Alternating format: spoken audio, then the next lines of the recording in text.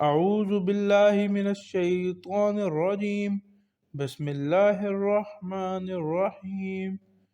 حضرت خواجہ معین الدین چشتی رحمۃ اللہ علیہ اجمیر شریف پہنچے تو آپ نے آبادی سے دور ایک درخت کے نیچے قیام فرمایا۔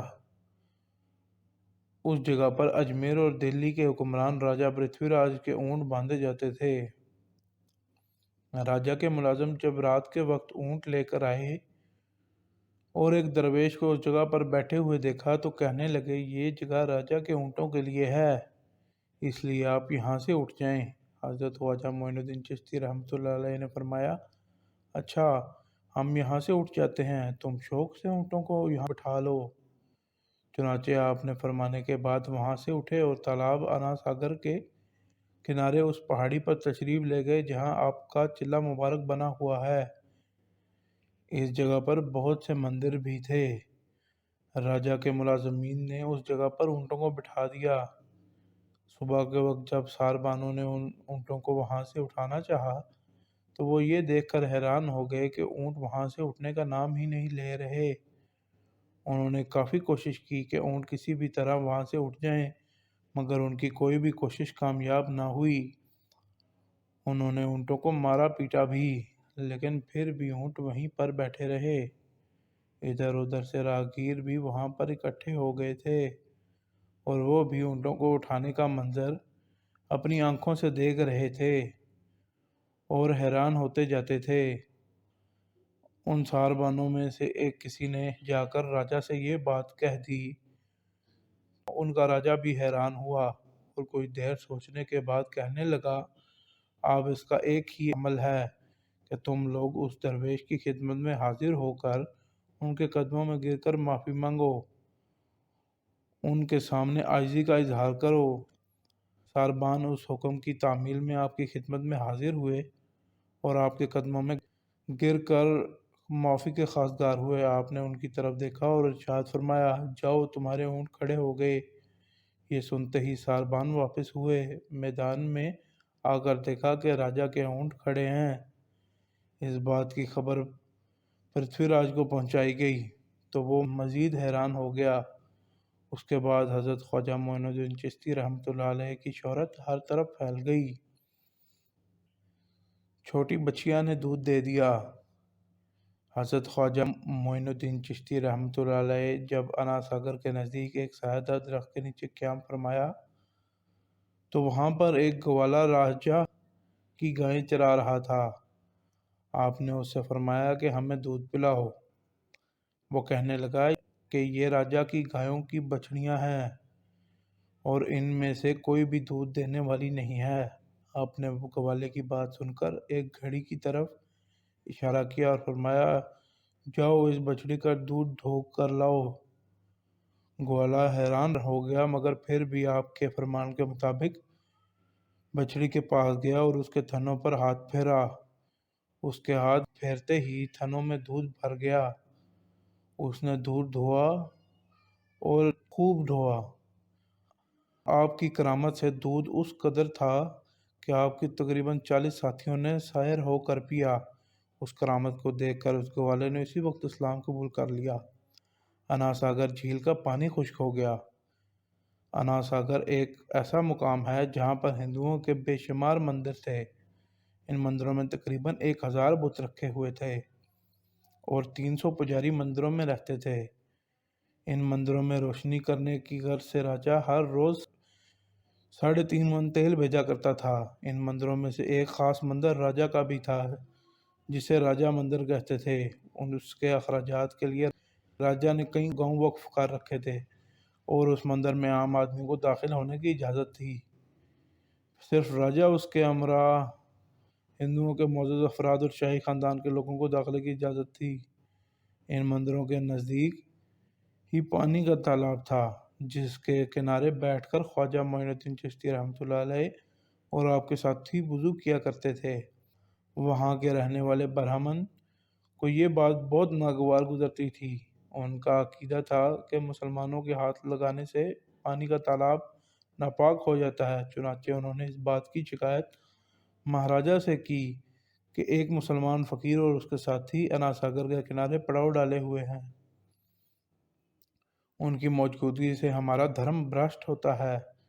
اس پر پرتھوی راج نے اپنے ماتحتوں کو حکم دیا کہ ان لوگوں کو وہاں سے ہٹایا جائے۔ ان لوگوں نے آپ کے خادموں کے ساتھ سختی کا سلوک کیا۔ آپ کے ساتھی آپ کی خدمت میں حاضر ہوئے اور اس بارے میں بتایا۔ یہ سن کر آپ جلال میں آ گئے اور حکم دیا اناساگر سے ایک پیالہ پانی لے آؤ۔ پیالہ ابھی بھرا ہی تھا کہ آپ کی کرامت سے تالاب بالکل خشک ہو گیا۔ اس بات سے برہمن خوفزدہ ہوئے اور انہوں نے پھر راجا سے شکایت کر دی۔ اب پرتھوی راج نے پولیس کے آدمیوں کو برہمنوں کے ساتھ بھیجا تاکہ وہ سختی سے کام لے کر آپ کو اور آپ کے ساتھیوں کو وہاں سے اٹھا دیں۔ پولیس اور برہمن حضرت خواجہ معین الدین چشتی رحمۃ اللہ علیہ آپ کے پاس آئے اور آپ کو فوری طور پر شہر سے نکل جانے کا حکم دیا اور کہا کہ آپ خود نہیں جائیں گے تو ہم آپ کو زبردستی نکال دیں گے۔ آپ نے ان کی بات سنی انسنی کر دی۔ یہ دیکھ کر پولیس اور برہمن آپ پر حملہ کرنے کی غرض سے آگے بڑھے اور آپ نے ایک مٹھی بھر خاک اٹھائی اور اس پر آیت الکرسی پڑھ کر پھونک ماری اور ان لوگوں کی طرف پھینک دی۔ اس خاک کے ذریعے جس پر پڑی وہ یا تو پاگل ہو گیا یا اس کا جسم خشک ہو گیا ہے۔ دیکھ کر تمام اندھو خوفزدہ ہو گئے اور ان میں بھگدڑ مچ گئی۔ جس کا جدھر منہ اٹھا بھاگ نکلا۔ چند لوگ راجا کے دربار میں پہنچے اور اسے حقیقت حال سے آگاہ کیا۔ شادی دیو مسلمان ہو گیا۔ پرتھوی راج سمجھ گیا تھا کہ ایک مسلمان درویش سے اس طرح مقابلہ کرنا اس کے حق میں ٹھیک نہ ہوگا اور وہ اس طرح سے اس معاملے میں کبھی بھی کامیاب نہ ہوگا۔ بے بس ہو کر اس نے دوسرا طریقہ استعمال کرنے کا ارادہ کیا۔ اس نے آپ کا مقابلہ کسی بڑے ہندو پاکری سے کرنا مناسب سمجھا۔ اس کا خیال تھا کہ ہندو محنت آپ کی